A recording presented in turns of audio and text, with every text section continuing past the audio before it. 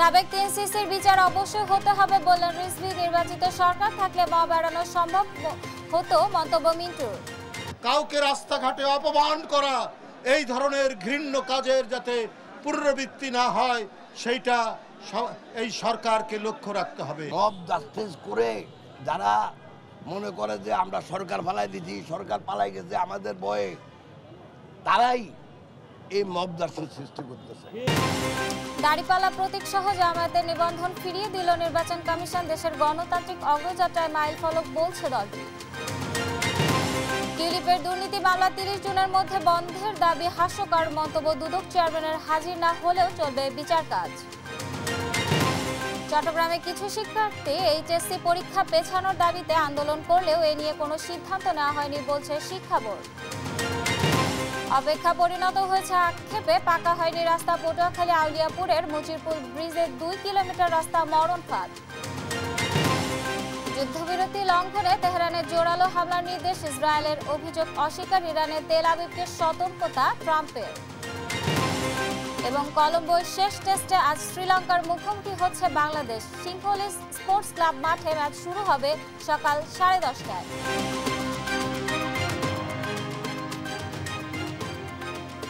দেখছিলেন সংবাদ শিরোনাম। সংবাদ সকালে সাথে আছি আমি আফ্রোদিতি মোশাররফ পার্বণ।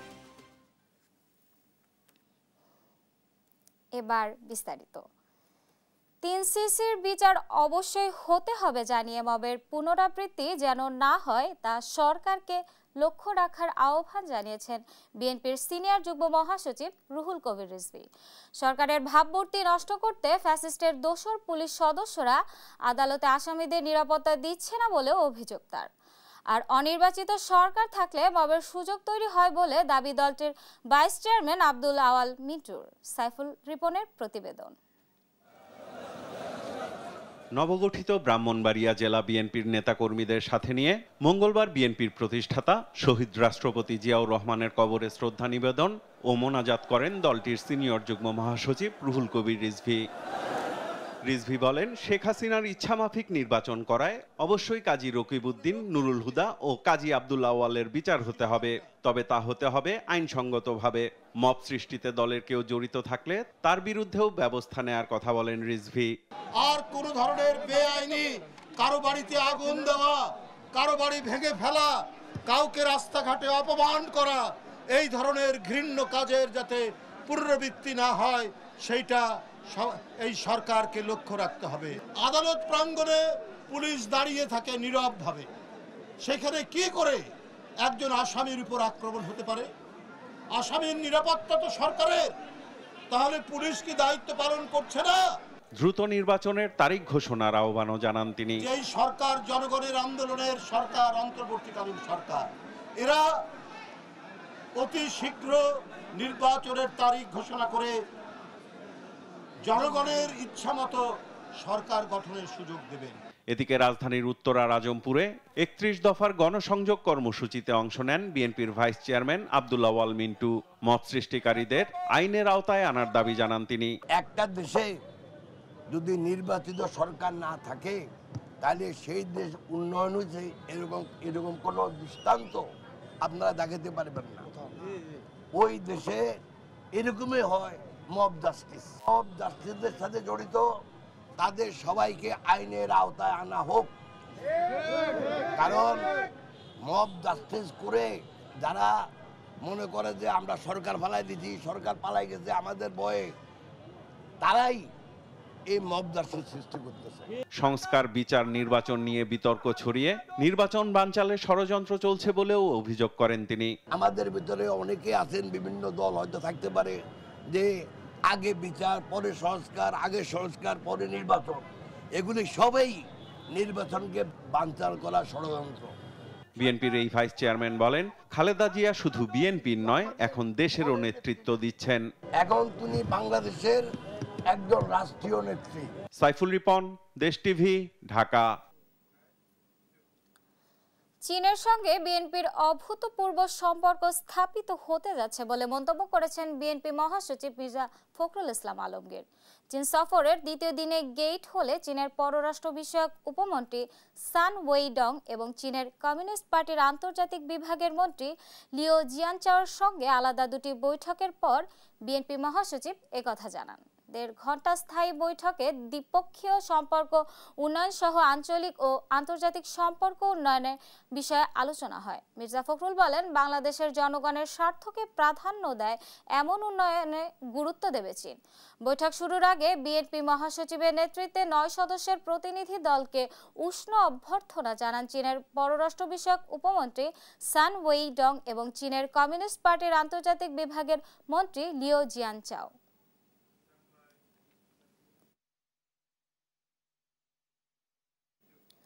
সুপ্রিম কোর্টের আপিল বিভাগের রায়ের ভিত্তিতে বাংলাদেশ জামায়াতে ইসলামীর প্রতীক সহ নিবন্ধন ফিরিয়ে দিয়েছে নির্বাচন কমিশন। একই সঙ্গে দলটির নিবন্ধন বাতিল সংক্রান্ত 2018 সালের প্রজ্ঞাপন বাতিল করা হয়। মঙ্গলবার নির্বাচন কমিশন সচিব আক্তার আহমেদের স্বাক্ষরিত এক প্রজ্ঞাপনে এ তথ্য জানানো হয়েছে। এদিকে দলীয় নিবন্ধন ও প্রতীক ফিরে পাওয়ার দেশের মানুষের গণতন্ত্র চর্চায় ও উন্নয়নে দলটি কাজ করবে বলে জানান জামায়াতের আইনজীবী মাহবুব তামিমের প্রতিবেদন। 2009 সালে রাজনৈতিক দল হিসেবে জামায়াতকে ইসির দেয়া নিবন্ধনের বৈধতা চ্যালেঞ্জ করে করা রিটের প্রেক্ষিতে 2013 সালের 1 আগস্ট জামায়াতে ইসলামের নিবন্ধন বাতিল ও অবৈধ ঘোষণা করে রায় দেন হাইকোর্ট। কোনো রাজনৈতিক দল বা প্রার্থীকে প্রতীক হিসেবে দাঁড়িপাল্লা বরাদ্দ না দিতে 2016 সালের ডিসেম্বরে নির্বাচন কমিশনকে চিঠি দেয় সুপ্রিম কোর্ট প্রশাসন। এরপর 2018 সালে জামায়াতে ইসলামের প্রতীক সহ নিবন্ধন বাতিল করে প্রজ্ঞাপন জারি করে নির্বাচন কমিশন। এরপর বহু কাঠখড় পুড়িয়েও রাজনৈতিক রোষানলে রাজনীতিতে ফিরতে পারেনি দলটি।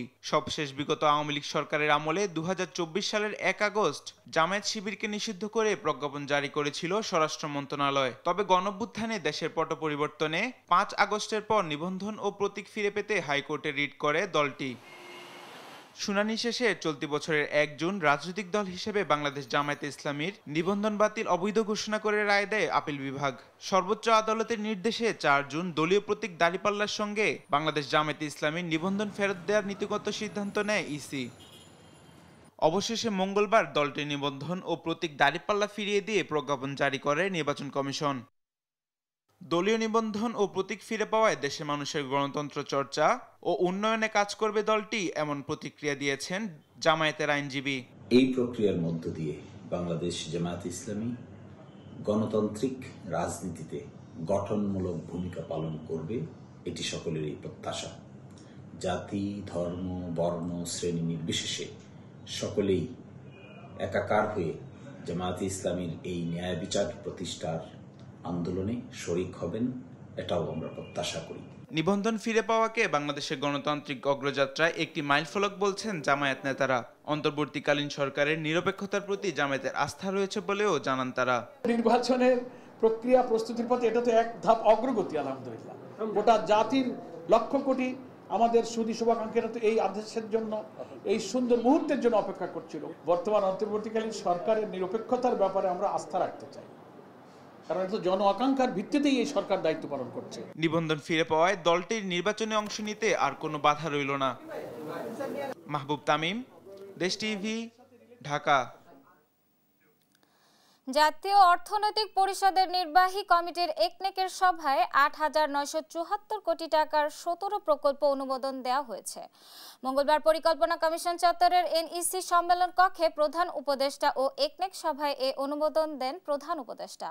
সভা শেষে এক বিজ্ঞপ্তিতে তথ্য জানিয়েছে পরিকল্পনা মন্ত্রণালয়। এতে বলা হয়, জাতীয় অর্থনৈতিক পরিষদের নির্বাহী কমিটির সভায় 8,974 কোটি 28 লাখ টাকা ব্যয়ে 17টি প্রকল্প অনুমোদন দেওয়া হয়েছে। এর মধ্যে সরকারি অর্থায়ন 3,180 কোটি 34 লাখ টাকা, প্রকল্প ঋণ 5,563 কোটি 43 লাখ এবং সংস্থার নিজস্ব অর্থায়ন 230 কোটি 51 লাখ টাকা। এর মধ্যে নতুন 11টি, সংশোধিত 5টি এবং মেয়াদ বৃদ্ধির একটি প্রকল্প রয়েছে। টিউলিপ সিদ্দিকীর বিরুদ্ধে দুর্নীতির মামলার কারণে ব্রিটেনের রাজধানী ভেঙে পড়বে এমন প্রশ্ন তুলে ব্রিটেনকে খাটো করেছে টিউলিপ। মন্তব্য করেছেন দুদক চেয়ারম্যান আব্দুল মোমেন। আইনজীবীর মাধ্যমে টিউলিপের পাঠানো চিঠিতে তার বিরুদ্ধে দুর্নীতির মামলা 30 জুনের মধ্যে বন্ধের দাবিকে হাস্যকর বলেছেন সংস্থাটির চেয়ারম্যান। তিনি বলেন, টিউলিপ উপস্থিত না হলে তার অনুপস্থিতিতে বাংলাদেশের আদালতে চলবে বিচার কাজ। বিস্তারিত ফজলে আদিত্যর রিপোর্ট। ব্রিটিশ এমপি টিউলিপ সিদ্দিকীর বিরুদ্ধে দুর্নীতির অভিযোগে যখন আইনি পদক্ষেপ নিচ্ছে দুদক, ঠিক তখনই আইনজীবীর মাধ্যমে পাল্টা চিঠি পাঠিয়েছে টিউলিপ। 30 জুনের মধ্যে তার বিরুদ্ধে চলমান তদন্ত বন্ধের দাবি জানানো হয়েছে টিউলিপের চিঠিতে। টিউলিপের দাবি, দুদক রাজনৈতিক উদ্দেশ্য প্রণোদিত হয়ে দুর্নীতির মিথ্যা অভিযোগ তুলে ব্রিটেনের রাজনীতিতে তাকে বিতর্কিত করার চেষ্টা করছে। এসব নিয়ে মঙ্গলবার সাংবাদিকদের মুখোমুখি দুদক চেয়ারম্যান আব্দুল মোনেম। একজন এমপির বিরুদ্ধে দুর্নীতির মামলা হলে ব্রিটেনের রাজনীতি ভেঙে পড়বে, এমন দাবি হাস্যকর বলে মন্তব্য করেন তিনি। এমন কি কখনো হয় যে আপনি একটা চিঠি লিখলেন, চিঠি লিখে বললেন আপনি যদি 7 দিনের মধ্যে জবাব না দেন তাহলে বুঝে নেব আমার মামলা শেষ? এভাবে চিন্তা করুন। আসুন, আমাদের দেশের একজন খুন করে পালিয়ে গেল, পালিয়ে গিয়ে তারপর একটা চিঠি দিল আদালতকে, যদি 7 দিনের মধ্যে বা 10 দিনের মধ্যে আমার জবাব না দেন তাহলে আমি ধরে নেব যে আমি মামলা থেকে অব্যাহতি পেয়েছি। এটা হতে পারে কখনো? এটা অবশ্যই হাস্যকর। সংস্থাটির চেয়ারম্যান আরও বলেন, বাংলাদেশি নাগরিক হিসেবে টিউলিপের বিরুদ্ধে আইনি পদক্ষেপ নেওয়া হয়েছে। দেশের আদালতে এসেই তাকে আইনি মোকাবেলা করতে হবে। বাংলাদেশের মামলা আমরা করেছি এবং আমরা বিশ্বাস করি, যেহেতু আমরা টিউলিপ সিদ্দিক নিশ্চয়ই আইনের প্রতি খুব শ্রদ্ধাশীল হয়ে তিনি বাংলাদেশের যে চলমান আইন, আমাদের দেশের যে আইন, সেই আইন মোতাবেক তিনি সেটার মোকাবেলা করবেন। টিউলিপ সহ দুদকের মামলায় বিদেশে পলাতক আসামিদের ফেরত আনতে ইন্টারপোল সহ সব সংস্থার সহযোগিতা চাইবে বলেও জানান আব্দুল মোনেম। আমরা অলরেডি কারো ক্ষেত্রে আমরা গিয়েছিও। ফজলে আদিত্য, দেশ টিভি, ঢাকা। জুলাই গণ অভ্যুত্থানে আশুলিয়ায় 6 জনের লাশ পোড়ানোর মামলার আনুষ্ঠানিক চার্জ গঠন 2 জুলাই। সেই সঙ্গে শেখ হাসিনা, সাবেক স্বরাষ্ট্রমন্ত্রী আসাদুজ্জামান খান কামাল ও সাবেক আইজিপি চৌধুরী আব্দুল্লাহ আল মামুনের মামলার চার্জ গঠন 1 জুলাই। এ মামলার পলাতক 2 আসামির পক্ষে আইনজীবী নিয়োগের সিদ্ধান্ত নিয়েছেন ট্রাইব্যুনাল। সাবরিনা মজুমদারের রিপোর্ট। জুলাই আগস্টের হত্যাযজ্ঞের নৃশংসতার সব মাত্রা ছাড়িয়ে যায় আশুলিয়ার 6 লাশ পোড়ানোর ঘটনায়, যেখানে গুলিবিদ্ধ হয়ে পড়ে থাকা 6 জন শিক্ষার্থীকে পুলিশ সদস্যরা ভ্যানে তুলে পুড়িয়ে দেয়। জানা যায় সেখানে একজন জীবিতও ছিল। এই লাশ পুড়িয়ে ফেলার মামলায় গ্রেফতার পুলিশ কর্মকর্তা আব্দুল্লাহিল কাফি, শাহিদুল ইসলাম সহ 7 জনকে মঙ্গলবার হাজির করা হয় ট্রাইব্যুনালে। শুনানিতে প্রসিকিউশন ট্রাইব্যুনালকে জানান, গত 19 জুন এই মামলার তদন্ত রিপোর্ট হাতে পেয়েছেন তারা। প্রতিবেদন অনুযায়ী 16 জনের সম্পৃক্ততাও মিলেছে। পরে আনুষ্ঠানিক অভিযোগ দাখিলের জন্য 2 জুলাই পরবর্তী দিন ধার্য করেছেন বিশেষ ট্রাইব্যুনাল। আমরা 1 সপ্তাহ সময় চেয়েছি ফরমাল চার্জ দাখিলের জন্য। এখানে 16 জনকে অ্যাকিউজ করা হয়েছে। আমরা স্ক্রুটিনি করে দেখছি, আমরা আশা করছি 2 জুলাই এটা দিন ধার্য হয়েছে, এর মধ্যেই ফরমাল চার্জ দাখিল করতে পারবো। এদিকে জুলাই আগস্টের হত্যাযজ্ঞের মামলায় শেখ হাসিনা ও আসাদুজ্জামান খান কামালের পক্ষে আইনজীবী নিয়োগের সিদ্ধান্ত নিয়েছেন আন্তর্জাতিক অপরাধ ট্রাইব্যুনাল। অভিযোগ গঠনের শুনানির দিন ধার্য করেন 1 জুলাই। এ বিষয়ে চিফ প্রসিকিউটরের বিশেষ পরামর্শক টবি ক্যাটম্যান বলেন, দক্ষতা ও অভিজ্ঞতার ভিত্তিতে স্টেট কাউন্সিল নিয়োগ দেওয়ার বিধান রয়েছে, যা একান্তই ট্রাইব্যুনালের এখতিয়ার। If any accused person is not satisfied with whoever is selected as their state-appointed counsel, then it is for that person to raise that with the judges. It's not a matter for the prosecution. The prosecution should have no role in the appointment of state counsel for any accused. It is a matter for the judges alone. এছাড়া গুমের মামলায় শেখ হাসিনা, সাবেক সেনা কর্মকর্তা জিয়াউল আহসান সহ 7 জনের বিরুদ্ধে 24 August তদন্ত প্রতিবেদন দাখিলের দিন ধার্য করেছেন ট্রাইব্যুনাল। সাবরিনা মজুমদার, দেশ টিভি, ঢাকা। ব্যাংকিং খাতে সুশৃঙ্খলা ফিরিয়ে আনতে যা যা করার তাই করা হচ্ছে, কোনোভাবেই তা আগের অবস্থায় ফিরতে দেওয়া হবে না বলে জানিয়েছেন বাংলাদেশের bank governor doctor Ahsan H Mansur. মঙ্গলবার গুগল পে এর আনুষ্ঠানিক উদ্বোধনী অনুষ্ঠানে এসব কথা বলেন তিনি। বলেন, মূল্যস্ফীতি 5% নামিয়ে আনতে সর্বোচ্চ চেষ্টা চলছে। টাকার আর অবমূল্যায়ন হতে না দেওয়ার কথাও জানান গভর্নর। শাহাদাত নিশাদের প্রতিবেদন জানাচ্ছেন মোহাম্মদ সাকিব। দেশে আনুষ্ঠানিকভাবে চালু হলো গুগলের ডিজিটাল সেবা গুগল ওয়ালেট, যা সাধারণভাবে গুগল পে নামে পরিচিত। গুগলে মাস্টার কার্ড ও ভিসার সহযোগিতায় সিটি ব্যাংক এই ডিজিটাল লেনদেন সেবা চালু করলো। ফলে এখন থেকে সিটি ব্যাংকের গ্রাহকেরা তাদের মাস্টার কার্ড বা ভিসা কার্ডটি গুগল ওয়ালেটে সংযুক্ত করে গুগল পে ব্যবহার করে দ্রুত নিরাপদ পেমেন্ট সম্পন্ন করতে পারবেন। রাজধানীর এক হোটেলে গুগল পে এর আনুষ্ঠানিক উদ্বোধন করেন বাংলাদেশ ব্যাংকের governor doctor Ahsan H Mansur. বলেন, ইতোমধ্যে 20টি ব্যাংকে ঝুঁকিভিত্তিক নিরীক্ষা কার্যক্রম শেষ হয়েছে, আর জুলাই শেষে আরও 7টি ব্যাংকের নিরীক্ষা শেষ করা হবে। সুপারভিশন চালু করতে যাচ্ছি সামনের জানুয়ারি থেকে। এই জুলাই থেকেই 7টা ব্যাংকে আমরা ট্রায়াল রান শেষ করে ফেলবো। জুলাই ডিসেম্বরের মধ্যে 20টা ব্যাংক অলরেডি শেষ হয়েছে। এটাকে করতে হবে, which is forward looking।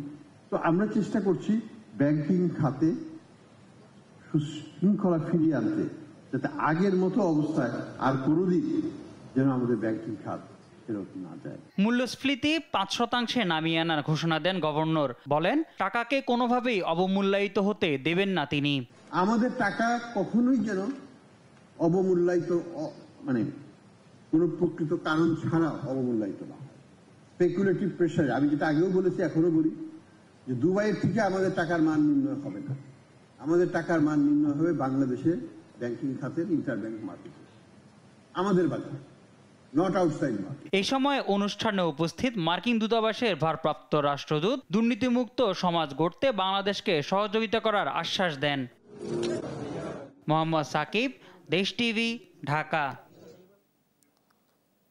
দেশে আনুষ্ঠানিকভাবে চালু হলো গুগলের ডিজিটাল সেবা গুগল ওয়ালেট, যা সাধারণভাবে গুগল পে নামে পরিচিত। গুগল মাস্টার কার্ড ও ভিসার সহযোগিতায় সিটি ব্যাংক পিএলসি এই ডিজিটাল লেনদেন সেবা চালু করলো। এখন থেকে সিটি ব্যাংকের গ্রাহকেরা তাদের মাস্টার কার্ড বা ভিসা কার্ডটি গুগল ওয়ালেটে সংযুক্ত করে গুগল পে ব্যবহার করে দ্রুত, নিরাপদ এবং স্পর্শবিহীন পেমেন্ট সম্পন্ন করতে পারবেন। বিস্তারিত আরও জানাচ্ছেন শাহাদাত ইশাদ। গুগল পে বলা যায় এক ধরনের ডিজিটাল ওয়ালেট। কোথায়, কোন জায়গায়, কবে, কিসে পেমেন্ট করা হয়েছে তার সব তথ্য প্রমাণ এখানে নিরাপদভাবে সংরক্ষণ করে রাখা যায়। একই সাথে অনলাইনে টাকা লেনদেন, পেমেন্ট বা বিল পরিশোধ করতে পারেন সহজে ও নিরাপদে, যা ব্যবহার করা যাবে বিশ্বের বিভিন্ন দেশে। বর্তমানে এই গুগল পে সার্ভিস চালু রয়েছে বিশ্বের 94টি দেশে, তবে এবার আনুষ্ঠানিকভাবে চালু হয়েছে বাংলাদেশেও। প্রথম ধাপে শুধুমাত্র সিটি ব্যাংকের মাস্টার কার্ড ও ভিসা কার্ডধারীরা গুগল পে ব্যবহার করতে পারবেন। ব্যবহারকারীদের অ্যান্ড্রয়েড স্মার্টফোনে গুগল পে অ্যাপ ডাউনলোড করে তাতে যুক্ত করতে হবে কার্ড। তারপর যে কোনো দোকান, রেস্তোরাঁয় ফোন ট্যাপ করেই নিরাপদ ও তাৎক্ষণিকভাবে করা যাবে মূল্য পরিশোধ। এই সেবার মাধ্যমে গ্রাহকরা দেশে বিদেশে কার্ড বহন ছাড়াই সহজ, দ্রুত ও ঝুঁকিমুক্ত অর্থ পরিশোধ করতে পারবেন। তবে গুগলের এই সেবা পেতে গুনতে হবে না ফি। সেই সঙ্গে নিরাপত্তায় কার্ড নম্বরের পরিবর্তে ব্যবহার হবে টোকেন। উন্নত এনক্রিপশন প্রযুক্তিতে যা সুরক্ষা সেবা দিবে গ্রাহকের ব্যক্তিগত তথ্য। এই সেবার গ্রাহকেরা এখন থেকে দেশে বিদেশে পস টার্মিনালে শুধুমাত্র তাদের অ্যান্ড্রয়েড ফোন স্পর্শ করেই সহজে এবং ঝামেলাহীনভাবে লেনদেন করতে পারবেন। এর মধ্য দিয়ে গ্রাহকের হাতে থাকা স্মার্টফোনে হয়ে উঠবে তার ডিজিটাল ওয়ালেট। ফলে গ্রাহককে আর বহন করতে হবে না প্লাস্টিক কার্ড। আকাশপথে যাতায়াত থেকে শুরু করে কেনাকাটা কিংবা সিনেমা সবকিছুতেই মোবাইল ফোনেই হবে লেনদেন। আপাতত সিটি ব্যাংকের গ্রাহকরা এই সুবিধা পেলেও পরবর্তীতে এর পরিধি আরও বিভিন্ন ব্যাংকে বিস্তৃত হবে বলেও জানা যায়। শাহাদাত নিশাদ, দেশ টিভি, ঢাকা। দেখছেন সংবাদ সকাল। ঢাকা বিশ্ববিদ্যালয়ের রাজু ভাস্কর্যের পাদদেশে ককটেল বিস্ফোরণে প্রতিবাদে বিক্ষোভ মিছিল করেছে বাংলাদেশ গণতান্ত্রিক ছাত্র সংসদ। মঙ্গলবার রাত 11:30টায় রাজু ভাস্কর্যের পাদদেশ থেকে বিক্ষোভ মিছিল নিয়ে প্রক্টর অফিসের সামনে গিয়ে সংবাদ সম্মেলন করেন সংগঠনটির নেতাকর্মীরা। বলেন, একটি পক্ষ ক্যাম্পাসকে অস্থিতিশীল করতে ককটেল ফাটিয়েছে। অভিযোগ করেন, জাতিকে নেতৃত্ব শূন্য করার জন্য এমন কাজ করা হয়েছে। ডাকসু যেন পেছানো হয়, এটা নিয়ে অপচেষ্টা করছে একটি মহল এবং তাদের প্রতিহত করা হবে বলেও জানান বিক্ষোভকারীরা। এ সময় তারা হুঁশিয়ারি দিয়ে বলেন, যারা ডাকসু বন্ধের পায়তারা যারা করছে তাদের ছাড় দেওয়া হবে না। এই ক্যাম্পাসে সন্ত্রাসী ছাত্রলীগ ঘটানোর পরে আজকে প্রথম এই ক্যাম্পাসে অস্থিতিশীল করার জন্য কেউ ককটেল ফুটিয়েছে এবং আমরা এই ঘটনার তীব্র নিন্দা এবং প্রতিবাদ জানাই। আমরা জানিয়ে দিতে চাই, ঢাকা বিশ্ববিদ্যালয়কে কোনোভাবে অস্থিতিশীল করার সুযোগ নেই। আমরা সাধারণ শিক্ষার্থীদের সাথে নিয়ে এই ক্যাম্পাসকে যে কোনো মূল্যে আমরা নিরাপদ রাখবো বন্ধু। এইচএসসি ও সমমানের পরীক্ষার শেষ মুহূর্তে প্রস্তুতিতে ব্যস্ত সময় পার করছেন চট্টগ্রাম বিভাগের শিক্ষার্থীরা। কিছু শিক্ষার্থী পরীক্ষা পেছানোর দাবিতে আন্দোলন করলেও এ নিয়ে কোনো সিদ্ধান্ত নেওয়া হয়নি বলে জানায় চট্টগ্রাম শিক্ষা বোর্ড। আজিজা হক পায়েলের রিপোর্ট, জানাচ্ছেন নুসরাত শোভা। ২৬ জুন এইচএসসি ও সমমানের পরীক্ষা শুরু। চট্টগ্রাম বিভাগের ১১টি জেলার প্রায় ২ লাখ পরীক্ষার্থী এবার অংশ নিচ্ছেন এই গুরুত্বপূর্ণ পরীক্ষায়। শেষ মুহূর্তের প্রস্তুতিতে এখন ব্যস্ত সময় পার করছেন পরীক্ষার্থীরা। দ্রুত পরীক্ষা শেষ করে জীবনের লক্ষ্যে পৌঁছানো তাদের স্বপ্ন। প্রিপারেশন এখন নিয়ে ফেলছি, যেহেতু এখন পরীক্ষাটা যদি না দিই তাহলে আমাদের প্রিপারেশনগুলো নষ্ট হয়ে যাবে। যারা পরীক্ষা দেওয়ার মন মানসিকতা রাখে, প্রস্তুতি ভালো, তারা পরীক্ষা দিবে। তবে রয়েছে এর ব্যতিক্রমও। কিছু শিক্ষার্থী করোনা, জুলাই আন্দোলন, রাষ্ট্র সংস্কার সহ নানা বিষয়ে সময় দিতে গিয়ে ভালো প্রস্তুতি নিতে পারেনি, তাই পরীক্ষা পেছানোর দাবিতে আন্দোলন করছেন তারা। আমাদের বন্ধু বান্ধব করোনা আক্রান্ত, ডেঙ্গুতে আক্রান্ত, আমরা চাচ্ছি না আমরা যে একটা ক্ষতির সম্মুখীন হই, ওইটা আমরা চাচ্ছি না। আমরা চাচ্ছি যে এমসিকিউ এবং আমাদের যে সিকিউ কোশ্চেন আমরা একসাথে পাস চাচ্ছি। তবে এ নিয়ে সিদ্ধান্ত হয়নি বলে জানায় চট্টগ্রাম শিক্ষা বোর্ড। এমসিকিউ, সিকিউ, ব্যবহারিক তিনটাতে তারা কমপ্লিটলি একটা মার্জিনে অর্থাৎ 33 পাইলে তারা পাস চাচ্ছে। এখন তুমি পরীক্ষা দেওয়ার আগে যদি বলো যে আমার এইটা চাই, এটা ওদেরকে আমি বুঝেই বলেছি। এই সময়টা পরীক্ষার্থীদের জীবনে বড় এক চ্যালেঞ্জ। ওরা যেন মানসিকভাবে ভেঙে না পড়ে সেদিকে খেয়াল রাখছে বলে জানান অভিভাবকরা। পরীক্ষা যদি পেছালে বাচ্চাদের এটা ভেঙে যাবে, একটা যে একটা স্পিড আছে মনোবলটা ভেঙে যাবে, পেছানোর দরকার নাই। মা বাবা, ভাই বোন, বড় ভাই বোন যারা আছে সবাই আপনারা তাদের পরীক্ষার দিনগুলোতে বা আগের দিনগুলোতে এই কয়েকটা দিন, এক সপ্তাহ থেকে শুরু করে একটা মাস তাদের প্রতি যত্নশীল হন। শিক্ষার্থীরা ভালো ফলাফল করবে এমন প্রত্যাশা শিক্ষকদের। আমরা সবসময় আমাদের শ্রেণী কার্যক্রম চালিয়ে গেছি এবং ছাত্রছাত্রীদের আমরা সবসময় পরীক্ষামুখী রেখেছি এবং তারাও ক্লাস করেছে, পরীক্ষা দিয়েছে। আশা করি আমাদের প্রস্তুতি ভালো, পরীক্ষায় ভালো ফলাফল করবে বলে আমরা প্রত্যাশা করি। এই পরীক্ষার মধ্য দিয়ে শিক্ষার্থীরা জীবনে এগিয়ে যাবে, সামনের সুন্দর বাংলাদেশ গড়ায় ভূমিকা রাখবে, এই প্রত্যাশা সবার। নিউজ ডেস্ক, দেশ টিভি। অপেক্ষা পরিণত হয়েছে আক্ষেপে, তবু হয়নি পাকা রাস্তা। পটুয়াখালী সদর উপজেলার আউলিয়াপুর ইউনিয়নের মুচিরপুল ব্রিজ থেকে 2 কিলোমিটার রাস্তা পরিণত হয়েছে মরণ ফাঁদে। সড়ক নিয়ে ভোগান্তিতে বিভিন্ন উপজেলার বাসিন্দারা বর্ষা মৌসুমের এই ভোগান্তি থেকে বাঁচতে সড়ক পাকা করার দাবি স্থানীয়দের। সহকর্মী সাইদ ইব্রাহিমের রিপোর্ট, জানাচ্ছেন শামীম হোসেন। প্রথম দেখাই মনে নাও হতে পারে এটা কোনো রাস্তা। স্বাধীনতার 54 বছর পরও পটুয়াখালী সদর উপজেলার আউলিয়াপুর ইউনিয়নের মুচিরপুল বাজার ব্রিজ থেকে শারিকখালী পর্যন্ত সংযোগ সড়কটি এখনো পাকাকরণ হয়নি। ফলে 2 কিলোমিটার রাস্তাটির বিভিন্ন স্থানে সৃষ্টি হয়েছে ছোট বড় অসংখ্য গর্তের। এতে যাতায়াতে চরম দুর্ভোগ পোহাতে হয় স্কুল কলেজগামী শিক্ষার্থী সহ আউলিয়াপুর, জৈনকাঠি ও কালিকপুরের 3 ইউনিয়নের প্রায় 5000 মানুষকে। চলতি বর্ষা মৌসুমে এই সড়ক দিয়ে যানবাহন চলাচল তো দূরের কথা, মানুষের পায়ে হেঁটে চলাও কঠিন হয়ে পড়েছে। এই অবস্থায় জনগুরুত্বপূর্ণ এই সড়কটি দ্রুত পাকা করার দাবি এলাকাবাসীর। আডু মান্না কাদা হয়, পোলা পাইতে হাঁটতে পারে না, পড়তে যেতে পারে না, পিছলা খেয়ে পড়ে যেতে হয়। রাস্তাটা হইলে কি একটু চলাচল করতে ভালো হইবে বর্ষাকালে। জন্মের পর রাস্তায় একটুকু মাটিতে দেখিনি, ইট পাথরের ছোঁয়া তো দূরের কথা। 3 ইউনিয়নের শিক্ষার্থীদের একমাত্র ভরসা এই সড়কটি। এখনই উন্নয়ন সৃজনই রাস্তায় চলাচল করা যায় না। বর্ষাকালে হাঁটু পর্যন্ত কাদা থাকে, পানি থাকে। এখনো তো গাড়ি চালাইয়া শান্তি করন যায় না, আর বর্ষাকালে হইলে তো হাঁটু কাদা হইতে ঢুকাই যায় না, কষ্ট শেষ নেই কোনো।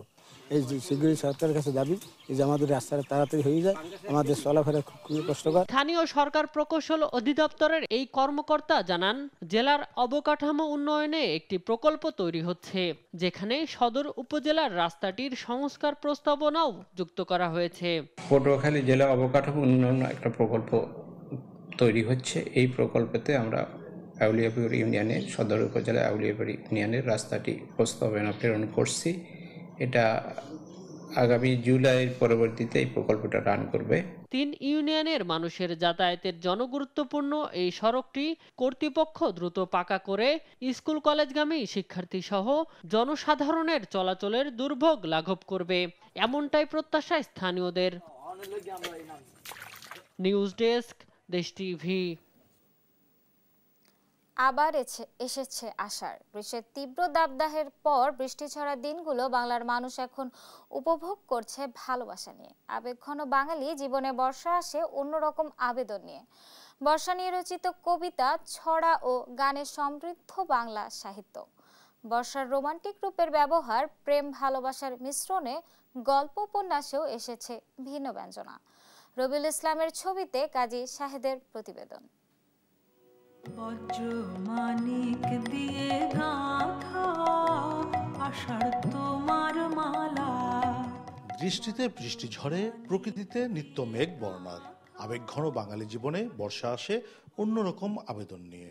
আজি ঝড়ো ঝড়ো মুখর পাদর দিনে।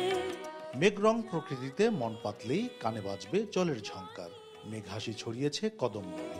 কিছুতে কেন যে মন লাগে না, ঝড়ো ঝড়ো মুখর পাদর দিনে। আবারও এসেছে বর্ষা। বর্ষা প্রকৃতিকে করে সবুজ, পুষ্প পল্লবকে করে সুশোভিত। বৃষ্টির অঝোর ধারা প্রকৃতিকে সাজায় নতুন রূপে। প্রকৃতিও প্রিয় মানুষটির মতো অভিমানী, অবহেলা সইতে পারে না।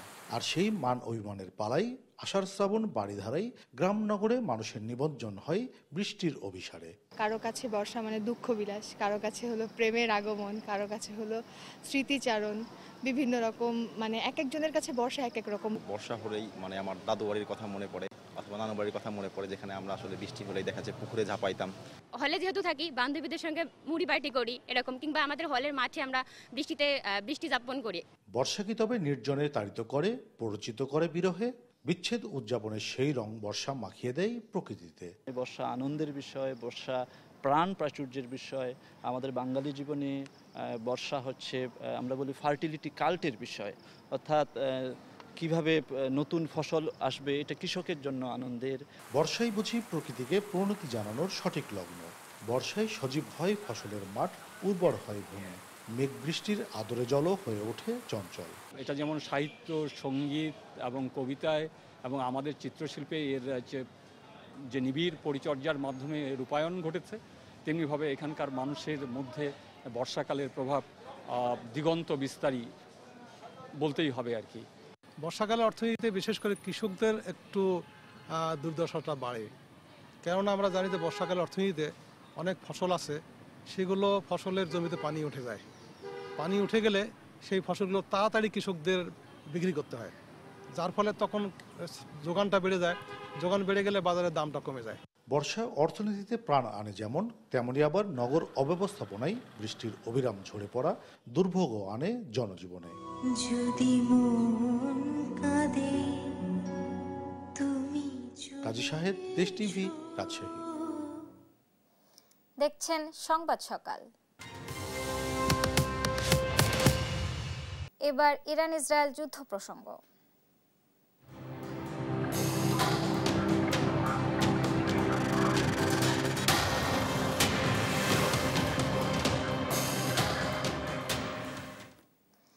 ইরানের বিরুদ্ধে আর আক্রমণ যাতে না হয় সেজন্য ইসরায়েলকে কড়া ভাষায় সতর্ক করেছেন মার্কিন প্রেসিডেন্ট ডোনাল্ড ট্রাম্প। সতর্ক করা সত্ত্বেও ইসরায়েল মাত্রা ছাড়িয়ে যাচ্ছে বলেও হুঁশিয়ারি দেন তিনি। এর আগে যুদ্ধবিরতি ভঙ্গের অভিযোগ এনে ইরানের তীব্র প্রতিশোধমূলক হামলা চালানোর নির্দেশ দেন ইসরায়েলের প্রতিরক্ষামন্ত্রী ইসরায়েল কাটজ। তবে সে অভিযোগ প্রত্যাখ্যান করেছেন ইরান। রায়হান কবির শুভ্রর রিপোর্ট। টানা 12 দিনের রক্তক্ষয়ী সংঘর্ষের পর কাতারের মধ্যস্থতায় যুদ্ধবিরতিতে সম্মত হয়েছে ইরান ও ইসরায়েল। এরপরই শুরু হয় যুদ্ধবিরতি ভঙ্গের পাল্টাপাল্টি অভিযোগ। এই আবহে ইসরায়েলকে সতর্ক করলেন মার্কিন প্রেসিডেন্ট ডোনাল্ড ট্রাম্প। ইরানের বিরুদ্ধে আর আক্রমণ যাতে না হয় সেজন্য ইসরায়েলকে কড়া ভাষায় নির্দেশ দেন ট্রাম্প। একই সঙ্গে ইসরায়েলকে সতর্ক করে দিয়ে সব পাইলটকে নিজ ভূমিতে নিয়ে আসার জন্য নির্দেশ দিয়েছেন তিনি। এছাড়াও ইরান ও ইসরায়েল উভয়ই যুদ্ধবিরতি লঙ্ঘন করছে বলে জানান ট্রাম্প। আমি নিশ্চিত না, তারা ইচ্ছাকৃতভাবে করেছে কিনা। তবে আমি একদমই পছন্দ করিনি যে আজ সকালে ইসরায়েল আবার হামলায় নেমে গেছে। আমি চেষ্টা করব এটা থামাতে। আমি ইরানের ওপরও খুশি নই। ইরান আর কখনোই তার পারমাণবিক ক্ষমতা পুনর্গঠন করতে পারবে না। এর আগে ইসরায়েল অভিযোগ করে ইরান যুদ্ধবিরতি ভেঙেছে। এর জবাবে নতুন করে তীব্র প্রতিশোধমূলক হামলা চালাতে চায় ইসরায়েলের প্রতিরক্ষামন্ত্রী ইসরায়েল কাটজ। এদিকে যুদ্ধবিরতির পর এমন কোনো হামলা চালানোর অভিযোগ প্রত্যাখ্যান করেছে ইরান। তেহরানের দাবি যুদ্ধবিরতির পর তারা কোনো মিসাইল ছোড়েনি এবং ইসরায়েলের অভিযোগ ভিত্তিহীন। রায়হান কবির শুভ্র, নিউজ ডেস্ক, দেশ টিভি। ইরান তার পারমাণবিক পরিকল্পনা বন্ধ নয়, বরং দ্বিগুণ উৎসাহ ও শক্তি নিয়ে দ্রুত পারমাণবিক অস্ত্র উৎপাদনে মনোনিবেশ করবে, এমন সম্ভাবনার কথা জানিয়েছেন অস্ট্রেলিয়ার পরমাণু বিশেষজ্ঞ প্রফেসর টনি ইরউইন। এছাড়াও ইরানের পারমাণবিক সক্ষমতা সম্পূর্ণ নির্মূল হওয়ার দাবির সঙ্গে একমত নন বিশ্লেষকেরা। রায়হান কবির শুভ্রর আরও একটি রিপোর্ট। চলমান যুদ্ধের মধ্যেই বিমান হামলা চালিয়ে ইরানের প্রধান পারমাণবিক স্থাপনা ধ্বংস করে সংঘাতে নতুন মাত্রা যোগ করে মার্কিন প্রেসিডেন্ট ডোনাল্ড ট্রাম্প, যেখানে সমৃদ্ধ ইউরেনিয়াম উৎপাদন বা মজুদ রাখা হয় বলে দাবি করেছে ইসরায়েল সহ পশ্চিমা বিশ্ব। ইরান ও পারস্য উপসাগরীয় অঞ্চলীয় প্রতিবেদনগুলো বলছে হামলার পর উল্লেখযোগ্য মাত্রায় তেজস্ক্রিয়তা ছড়ায়নি। এ থেকে বিশ্লেষকদের ধারণা হামলার আগেই সমৃদ্ধ ইউরেনিয়ামের মজুদ সেখান থেকে সরিয়ে নিয়েছে ইরান। এ হামলায় ইরান পারমাণবিক কর্মসূচি পুরোপুরি বন্ধ করবে কিনা তা নিয়ে উঠেছে নানা প্রশ্ন। আন্তর্জাতিক পরমাণু বিশ্লেষকরা বলছেন যুক্তরাষ্ট্র যে 3টি পারমাণবিক স্থাপনায় বোমা ফেলেছে সেগুলো পুরোপুরি ধ্বংস হয়ে গেলেও ইরানের পারমাণবিক কর্মসূচি আবারও শুরুর সক্ষমতা রয়েছে। প্রযুক্তিগত জ্ঞান ও দক্ষতা অক্ষত থাকার পাশাপাশি দেশটির এমন গোপন স্থাপনাও থাকতে পারে যা এখনও হামলা থেকে সুরক্ষিত, এমন ধারণা ব্রিটিশ নিরাপত্তা বিশেষজ্ঞ বুরসু অস্তেলিকের।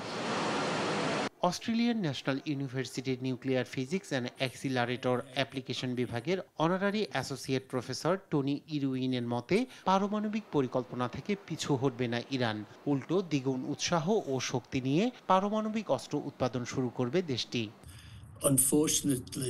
মার্কিন হামলা অবশ্যই ইরানের কর্মসূচি বিলম্বিত করছে, উৎপাদনেও প্রভাব ফেলবে। তবে পারমাণবিক কর্মসূচি নিয়ে পরিকল্পনা ত্যাগ করবে না দেশটি, বরং দ্বিগুণ উৎসাহ ও শক্তি নিয়ে পারমাণবিক অস্ত্র উৎপাদন শুরু করবে তেহরান। তারা দ্রুতই নিজেদের লক্ষ্য পূরণে কাজ শুরু করবে। তবে ট্রাম্পের দাবি অনুযায়ী হামলাটি যদি সত্যি চোখ ধাঁধানো সামরিক সাফল্য হয়ে থাকে তাহলে ইরানের পারমাণবিক কর্মসূচিতে এটি বড় ধরনের ধাক্কা। ফলে দেশটির এই কর্মসূচি কয়েক মাস এমনকি কয়েক বছর পর্যন্ত পিছিয়ে যেতে পারে। তবে হামলার আগে পরমাণু সরঞ্জাম সরিয়ে নেয়ার ইরানি কর্তৃপক্ষের দাবি বাঁচিয়ে রাখছে দেশটির পরমাণু উৎপাদন সম্ভাবনা। রায়হান কবির শুভ্র, নিউজ ডেস্ক, দেশ টিভি। ইরানে আগ্রাসন বন্ধ হলেও গাজায় চলছে দখলদার ইসরায়েলি বাহিনীর হামলা। একদিনেই নিহত অন্তত 86 ফিলিস্তিনি। মঙ্গলবার উপত্যকা জুড়ে হতাহতের ঘটনা ঘটে। এদের মধ্যে 56 জন ত্রাণ নিতে এসে ইসরায়েলি সেনাদের গুলির মুখে পড়েন। যুক্তরাষ্ট্রের নেতৃত্বে গাজা ভূখণ্ডে ত্রাণ বিতরণকে কৌশলগতভাবে ফাঁদ হিসেবে দেখছে ফিলিস্তিনিরা। মধ্য গাজার সালাহ আল দিনে নিহত হন অন্তত 25 জন। 2023 সালের 7 অক্টোবর থেকে চলা ত্রিমুখী অভিযানে প্রাণহানি ছাড়িয়েছে 56,000, আহত অন্তত 1.5 লাখ মানুষ।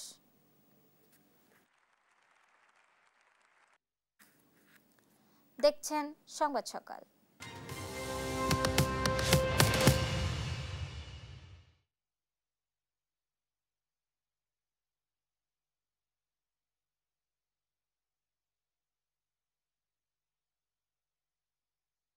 খেলার খবর। কলম্বোয় আজ ভাইয়া ক্যান্টুতে ঠিক আছে।